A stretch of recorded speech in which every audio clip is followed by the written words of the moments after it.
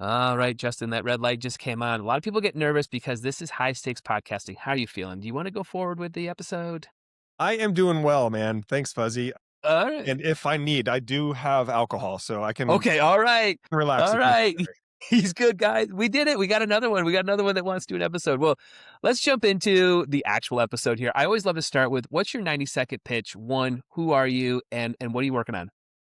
Wonderful. My name's Justin Meccia. I live up here in beautiful Northwest Montana. We purchased late 2024 one of the state's oldest distilleries. It's currently called Whitefish Handcrafted Spirits. It was born in Whitefish, Montana, and we purchased it to help turn it around, to help get it back up on its on the feet that it deserves to be on, to start getting the product over state lines. We're very proud of what we are doing and what we're innovating, and we're very proud of what this little humble distillery has meant to the community for the better part of, well, actually for over a decade now. Yeah. Wow, that's amazing. So how did you get there? How did you kind of get involved in it? What's the background? What's the origin stories of yourself here getting into this? It's a really cool story. I was a guest bartender for this distillery when it was in its second year of operation. Okay. They were doing a tasting event, and Montana has some strange laws around who gets to pour alcohol. And since I was not an employee, I was a guest bartender. I was able to pour for them and ended up pouring what is the best selling product in this distillery. It's an orange clove infused rum,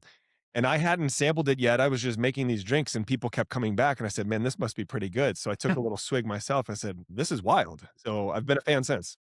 That's great. That's great. So tell me a little bit about some of these laws that you're talking about and just like what are you kind of having to navigate getting over state lines and distribution, all that sort of stuff. What is it sort of looking like for you guys? Man, it's a really weird industry, full of a lot of bureaucracy, red tape, litigation, opinions. Every state has Hmm. a different opinion around alcohol. Montana surprisingly has a pretty strong opinion around alcohol. Far more than most of the Southeast. Southeast Mm-hmm. is rather liberated. And even California is rather liberated. Montana, a little restricted. We are, what's the word? We are a control state. Okay. So Okay. the state controls the distribution of liquor. So there is no such thing as a liquor distributor in Montana, Hmm. at least legally. There's Right. probably some moonshiners. So in order for me to distribute my product throughout Montana, I need to go through the Department of Revenue. And as Interesting. I understand, I think there's only about 14, 16, somewhere around there. Don't quote me on that one. States that actually behave this exact same way. One of them being Utah and Idaho as well, which are neighboring states or close Sure. enough. So that's one of the challenges, in that I have to actually go through the state. I can't just go through a distributor, which would be a lot faster, Hmm. probably a little bit more cost effective. And then, of course, when you get into foreign markets like other states, you have to be prepared to keep up with their demand. Okay. So I'm currently discussing moving my product in Tennessee, which is very desirable. Tennessee is kind of like the heartland of bourbon and whiskey. And so when you can introduce a really crisp rum, it's actually rather refreshing. So and there's several distributors there that are saying, "We want your rum. This orange clove rum is fantastic." But then they'll hit me with like a really big order, and I'm a micro distiller, so Right. that's a pretty tall order.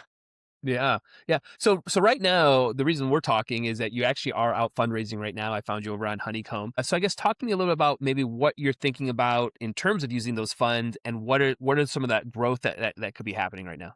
Absolutely. Great question, Fuzzy. We went to Honeycomb. One, I love the platform. I think it's a genius platform, but I also love the idea of crowdfunding. I myself have helped crowdfund a couple of other craft organizations, wineries, breweries, distilleries. My wife and I, by the way, we met in a brewery, so we're pretty intimately associated with this industry. Sure.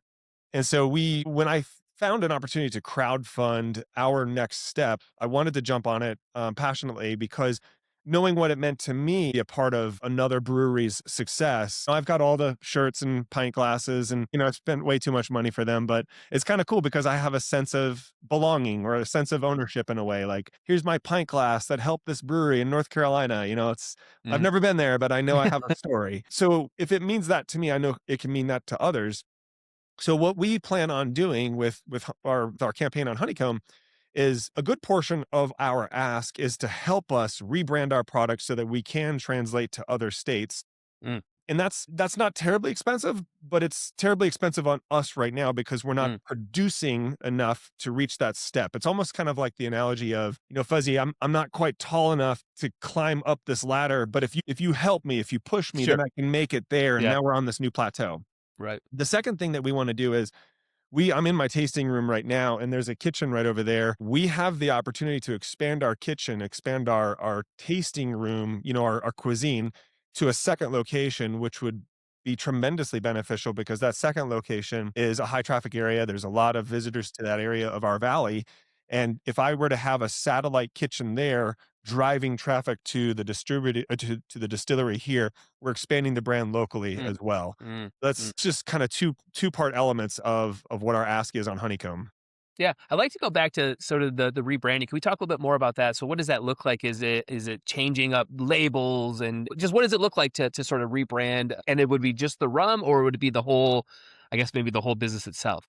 Well, it is both, actually. We are currently, and this is very common for micro distillers. We are currently what's called a branded house, where Mm, every product is identified by the brand name. Okay, so hmm. we're currently called Whitefish Handcrafted Spirits, and then there's my product. Okay, Right. I'm wanting to move our mission to becoming a house of brands. Okay. So Mm, being a house of brands gives me more flexibility in marketing a particular product to a particular segment of our country, right? Of our mm, nation. So in the yeah. Southeast, for example, I find that my rum would be quite popular.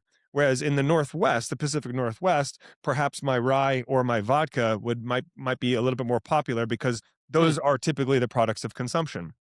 And I'm able to by differentiating those 2 products independently, I can get into better relationship with national distributors because they're not asking me to get all of my product on their shelf. They're only asking me to get one of my product on the shelf. right. So it's Right. kind of like Jim Beam is one product, right? Hmm. But the holding company is many products, right? Sure. So I'm a Sure. little guy thinking like a big guy. Yeah, yeah, that totally makes sense. And how do you sort of think about maybe new spirits or new offerings? How are you sort of thinking about expanding inside of this branding and kind of where you guys are heading? Well, if I understand your question correctly, I'm not looking at creating more product, right? We already have Hmm. 16 recipes, and I would argue that 12 of them Mm, are really good. Okay, yeah.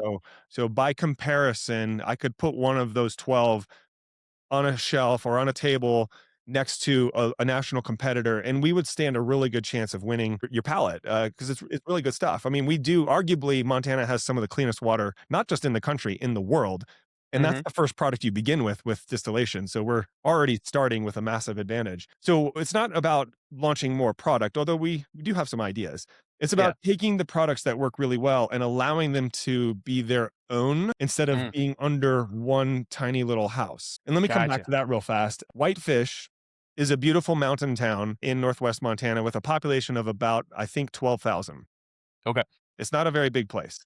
Yeah. And it's actually not that well known. As much as Okay. Whitefish likes to think they're that well known, it's not that well known. So if Yeah. I throw something in the liquor store in the Carolinas called Whitefish Handcrafted Spirits, it's not gonna translate, right? Not gonna translate well. Now, Yeah. I understand that we do get a lot of tourists, we get a lot of visitors, we are a ski resort town, and we have Glacier National Park right down the road. So we have some real big reason to come visit Montana. But I'm counting if I leave my name Whitefish, I'm counting on people visiting Montana, then searching for distilleries near me, then falling in love with the product, and then remembering the product when Mm, they get back to their liquor store to say, "Oh yeah, it yeah. was Whitefish," right? So Right. Right. Right. so I want to give it a bigger name, a name that translates to more people, isn't geographically limiting, and that's I'm doing that while simultaneously individually branding my products.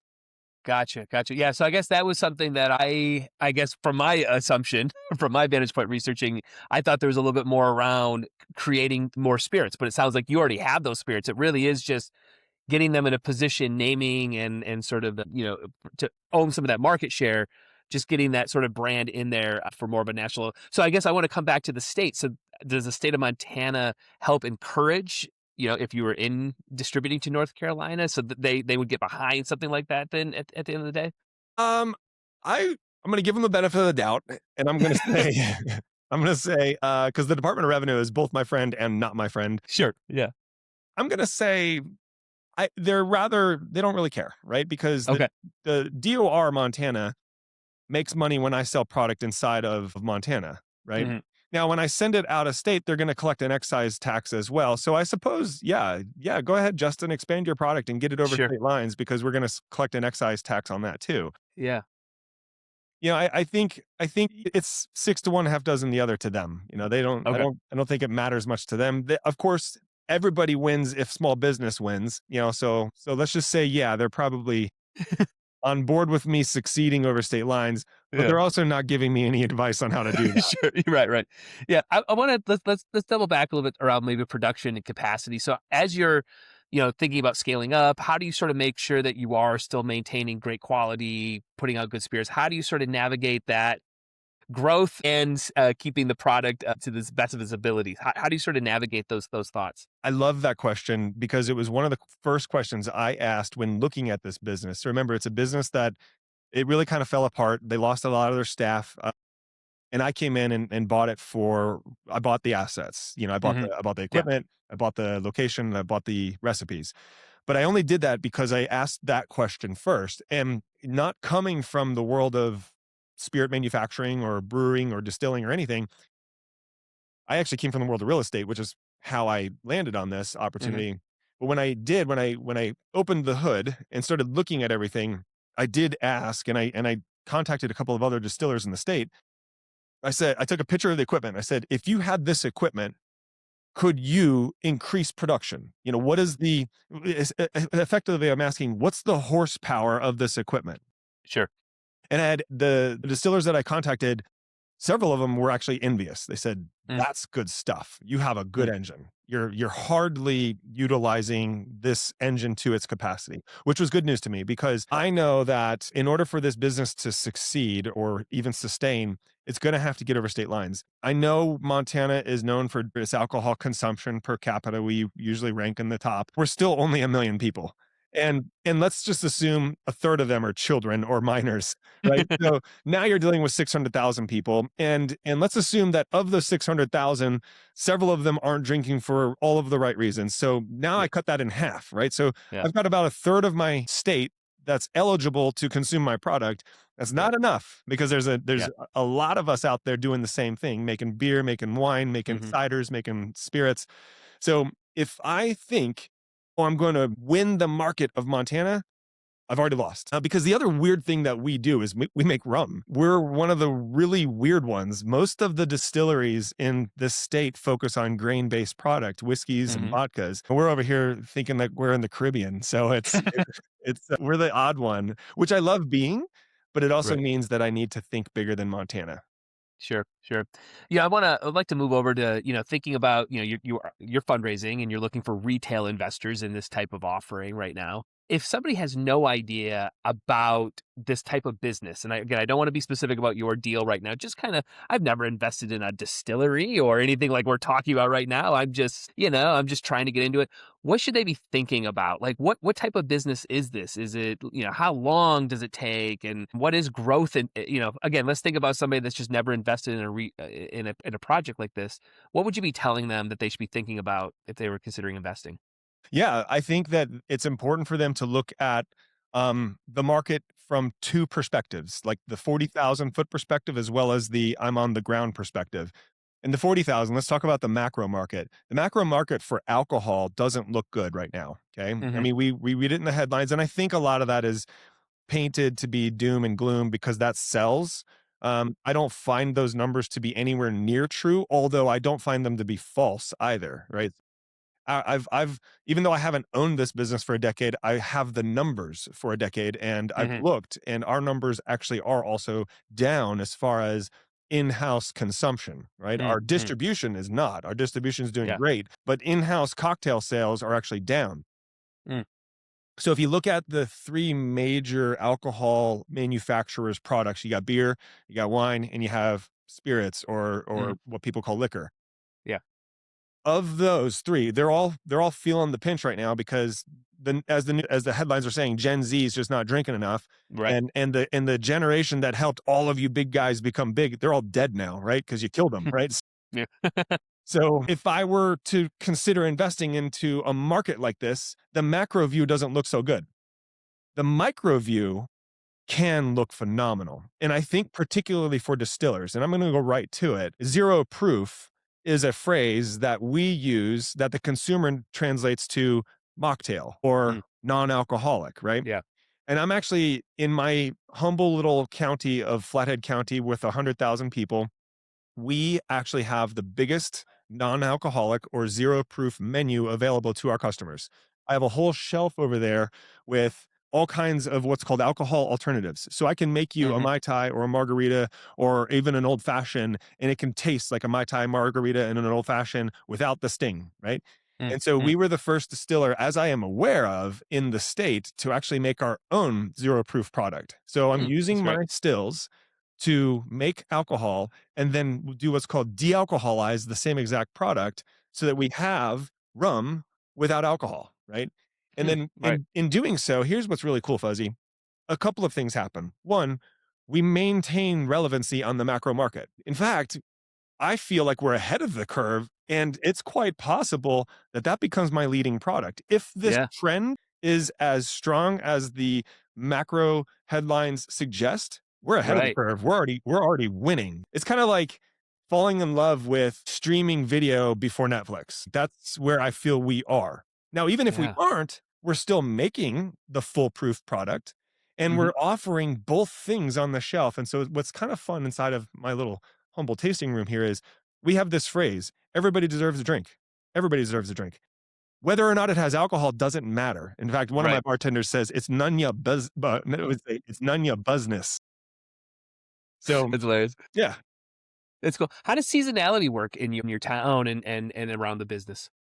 seasonality is pretty steep. There's some really low valleys and there's some really high peaks. Hmm. And we are entering one of those low valleys right now, what we call a shoulder season. We are blessed with two ski hills. One of them is nationally and internationally known, although kind of small still. And we also have a national park. So those two elements do bring a lot of visitors to our town. And when those visitors are in town, all of the restaurants and bars flourish. However, once those visitors leave, which is the season we're in right now, it's pretty dry. It's pretty dry. Mm, okay. So, for a retailer and for a hospitality industry leader, that makes hiring challenging Hmm. because you have to find a way to support your staff through the low. And then of course that makes, if you can't keep consistent employees, that makes consistent service and consistent product Sure. also challenging. Fortunately, I have one distiller Mm, and he's doing fine, right? yeah. And with distribution over state lines, we begin to kind of flatten that peak in that valley, Yeah. right? Yeah. Because Yeah. that's why other marketplaces are so important to me because Mm. if we're not always drinking, we're not always wanting to drink rum up here, right? Hmm. But in Tennessee or in Florida or in Georgia, maybe they do, right? And Sure. so Yeah. so while we are tapering off or shifting to vodka or tequila or something, maybe they're over there still enjoying a Mai Right. Tai. Yeah. So yeah, you combat seasonality by reaching into other marketplaces. Hmm. Hmm. I also saw on your page too. We haven't talked about it yet. That there's something around the food truck. Maybe we can talk about that for just a moment. What is the food truck concept that you're also trying to knock out? That's me introducing the future of this business in a very humble way. Okay. We do have a really great cuisine. We do one thing really really well. If you can't tell, I study business intentionally. And when Hmm. I picked up this place and we didn't have a kitchen, I asked, well, what kitchens work really well? And then on a large level, on a macro level, it's the servicers that do one thing exceptionally well that are winning. Literally looked at my friends over at In-N-Out Burger and I said, I'm gonna do that. Right. So we just do one thing three ways, and it's we take Wagyu beef, it's local, organic, Flathead County raised cattle and Wagyu beef. We make smash burgers out of it, and we're winning. Mm, People love it. It's very yeah. tasty. However, what I want to do eventually is move this distillery to a location at the lake. Fortunately, we already own the property, so that's the food truck. Okay. But we wanna build a food truck, put it at that location, simplify the menu even more, so we sorta have our own satellite to our Mm, operation. Now, building a food truck is easy. We can do that in a weekend. Moving a distillery, that's gonna take a lot of work, right? So I'm throwing the line out there first to kind of do a couple of things. One, show the public we are here too, and because we're here, you should come visit us over here. But then also in time, my hope and my dream is to build enough revenue that I can take this, move it here, And then what I do with this property is to be determined. Maybe it's still Gotcha. another side restaurant, but ultimately Yeah. it's kind of like the we're casting the line out there Gotcha. to grab what we can, and why not? Since we already have the property and a food truck's not that expensive. Totally makes sense. Where do you see sort of, 6 months from now and a year from now, maybe 18 months? What does it look like, in the future in the pitch deck right now? Totally. 6 months, we have the food truck. We're killing it. It's at the lake. People are enjoying it. 12 months, that puts us right back into February, March of the next year or Mhm. whatever. And my goal then is that proof of concept is really viable. Like we've shown tremendous success in sales. I'm distributing in multiple states. I have several of my award-winning products as standalone products. And then 18 months, more of the same. It's probably not going to be for 3 to 5 years that we are able Okay. to move the distillery to Flathead Lake. But all of that is made possible by a strong season of 12, 18, 24, Sure. 36 months.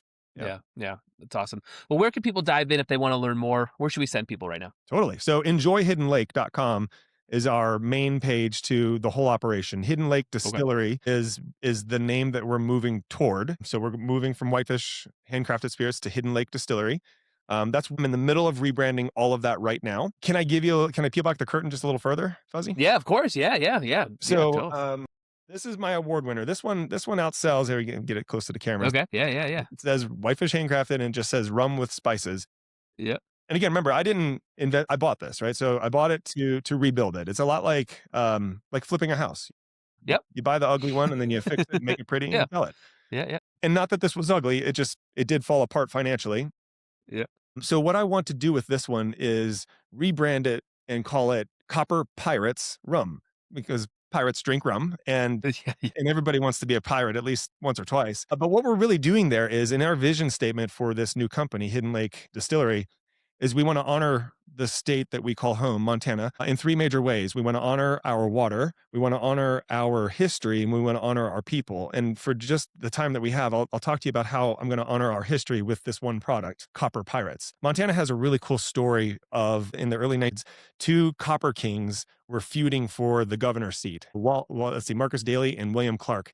And these guys led hang on one second. Yeah. Yeah. Yeah. It's all good. We are getting close to opening hour, so the phone's going to ring a little bit more. Okay, so William Clark and Marcus Daly, these two guys, copper kings, they owned copper mines, and in the early 1900s, if you owned a copper mine, you were like the modern day Elon Musk, like you were Sure. making a Yeah. Yeah. lot of money. They led what I read to be one of the most brutal campaigns against each other, like throwing money everywhere, just literally battling for the seat of governor of Montana. And the one guy who lost the campaign, Daley, he ended up winning though the bid to put the copper on our capital in Helena, right? So it's Mm. kind of a funny story because the guy who Yeah. won, he won the seat, but he didn't win the bid, right? So Right. Right. so in a way, Yeah. they both kind of won.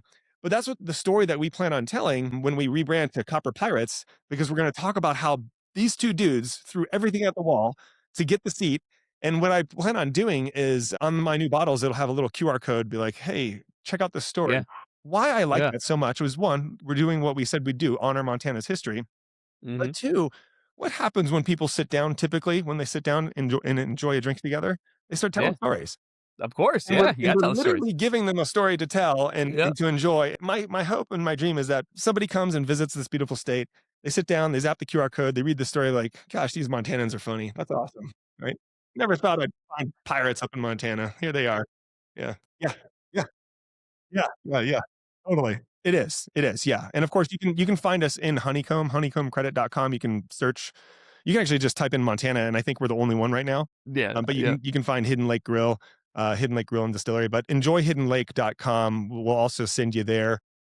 Awesome. We are operating under two roofs right now. We still have product named Whitefish Handcrafted Spirits, and that's of course whitefishspirits.com. But that one is eventually linking to this one. You know how it goes. Sure. Yeah. Yeah. Of course. We're merging. And Yeah. I will tell you this, rebranding a bottle of liquor, also something I learned, not a simple process, because you're not just designing a new bottle. You're Yeah. in talking to your designers and getting all this stuff and not just shopping for stickers. You're also talking to the federal government, Yeah. because yeah, there's the ATF, alcohol is the Yeah. A, and you have to get approval by those guys.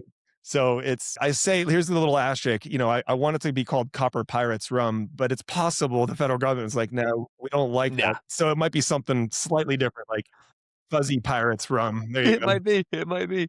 Wow, that'd be awesome. Well, this is great. The great conversation. I really love what you guys are doing. I thought, everything I checked out, I was like, this is interesting. I was excited for this conversation. For all my listeners out there, probably have heard many other episodes, but yeah, I'll have all the links in the show notes. So go check it out. Go over to Honeycomb and do some Googling and check out the project. Cool. Justin, thanks so much for your time. Appreciate it. Yeah, thanks, Fuzzy. Appreciate it, man.